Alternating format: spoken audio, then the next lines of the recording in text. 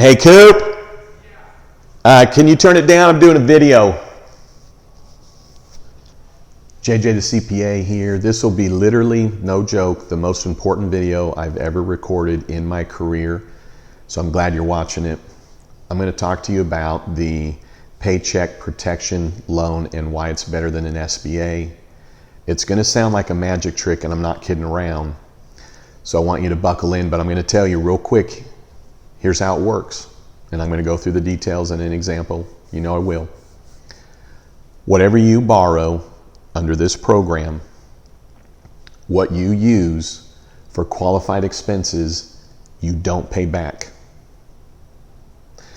Whatever you borrow that you then use for qualified expenses, that portion of what you borrowed is forgiven. Okay? If you borrow $75,000 because you qualify to borrow $75,000 and you spend $128,000 on qualified expenses, there's no game to be played here. If you spend $128,000 on qualified expenses, you pay back zero of the loan. All of it is forgiven. If you qualify to borrow $75,000 and you spend $32,650 on qualified expenses, then you're going to pay back $42,350. Whatever you borrow that you then use for qualified expenses, you don't pay back. What? That's how it works. All right, let's run through an example. Now there's two parts here, and I really want you to split your brain in half right now, and we're going to talk to this side of the brain, and then we're going to talk to this side of the brain. Okay? So get ready. We're going to talk to this side of your brain, and then we're going to tell it to be quiet. Okay? On this side of the brain, I've got a number of videos, so I'm not going to go through the details, but it is key to know how did we get to the $75,000. So in the last 12 months, what was spent on wages, payroll taxes, insurance, and retirement match in this example was $360,000. We divide that by 12 to get the average monthly. In this example, the average monthly would be $30,000. The factor is 2.5, so this person would be able to borrow $75,000. Okay? That part of your brain, shut her down, because all you need to remember now is that you borrowed $75,000. Forget the time period, forget what it included, forget all of it. Now promise me you're now just going to remember that all you borrowed was $75,000, because this is where the confusion works. Shut that part of your brain down. Okay? The expenses for that period of time that qualify is in 2020.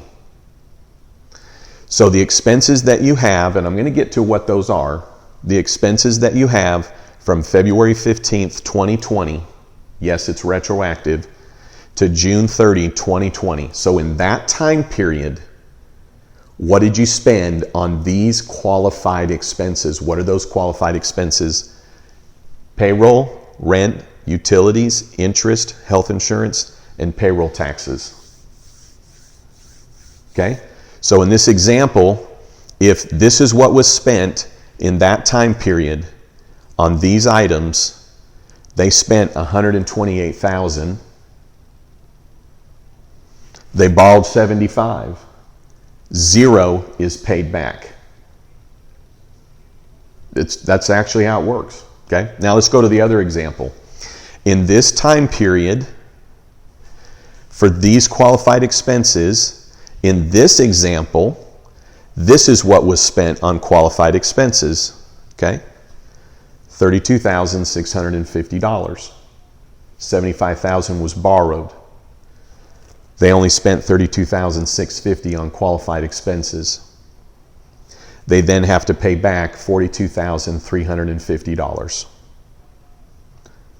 What's forgiven in this example would be $32,652. It's a lot. They borrowed $75,000. They spent $32,650. They pay back $42,350, and $32,650 is forgiven.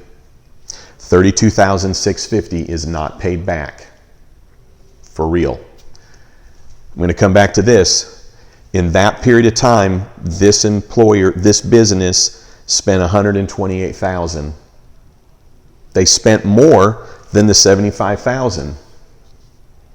They're going to pay 0 of that money back. Okay, they spent $128,000. You're not getting any more, right? Because we're talking to this brain. Okay, you qualified for $75,000. Period. The end. You got your $75,000. Boom, it's in your bank account. This is what you spent. Okay, well, of course that's going to be higher because it includes rent, and utilities, and interest. Okay, it's a longer period of time than 2.5 months. That is the magic trick that is not a magic trick anymore. You figured out how the quarter was put behind your ear. Bottom line is, this is why it's better than an SBA, because what you borrow that you use for qualified expenses, you don't pay back. Now, how do you apply? We don't know right now. It's March 26th. What information do you need? Look at my other videos. I walk through it. What documentation do you need? Still a guess. Bottom line is you need to get in line now. Talk to your bank. Are they doing this? And bankers, I love you, but I'm talking to the clients right now. If your bank fumbles on this, you're going to another bank, because there's no fumbling on this. There's no guarantee. There's no collateral. It's basically the bank being an ATM machine. I love underwriters, but if the underwriter is going to hassle you, okay, thanks for playing. I'm going to another bank. Okay, the banks are basically facilitating this. That's it. If it turns into this overqualifying and I need this and there's a panic and JJ where's this and JJ where that and the bank said I need a letter, I'm going to tell that bank we're not going to send any clients to them ever again. All right, here comes the close-up. This is not too good to be true. This is how it works. Here's the relief and the rescue. Get your ducks in a row. So I'll actually close by saying, if you're trying to figure out, well, how much do I know I can borrow? Go to those videos, because you should be able to figure those out. If you're going to say, if you're thinking, well, how do I know what I've spent? Well, you've been spending, because we're almost to the end of March. So you already know what you spent for the last half of February and March. And if you're like, well, but what do I normally spend in April, May, and June? Okay, well, go look at last year's. Okay, now here's the bottom line. This doesn't matter. This doesn't really matter. Okay, because here's what matters. How much do I get to borrow? And all things being equal, you're not going to be able to borrow enough, because you're going to have more expenses than you could borrow, because this is based on only payroll and related for 2.5 months of an average. This is over a 4.5 month period that then includes additional expenses. Most likely, all things being equal, none of that loan's going to be paid back.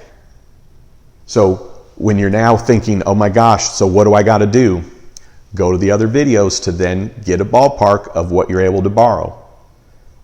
All right, thanks for tuning in. I don't know if you should spread the word, to be honest with you, because there's only so much money that's going to get paid out on this. So you better be first. And I'm not talking about, trying to edge other people out. But no joke, that's why you cannot mess around on this. You've got to get it ready to rock. So once we know, I'll let you know in terms of where you go, because I'll be applying for one as well. All right, hope this helped. If you haven't subscribed to my YouTube channel, by golly, I hope you do, because I'm doing it all for nothing. And at least a subscribe would be wonderful. All right, hey, here comes the close-up. And then don't you ever forget, you've never met a CPA quite like me. Follow the example, okay? We're talking about a 3.5 month period there, right? To March 15th, to April 15th, to May 15th, to April, what is it? What did I just do here? JJ, the CPA is here. CPA quite like me. Nah. You never met a CPA quite like me. JJ, the CPA is here. Been doing this for years. We about to get your money right. You got nothing to fear. From the burbs to the ghetto.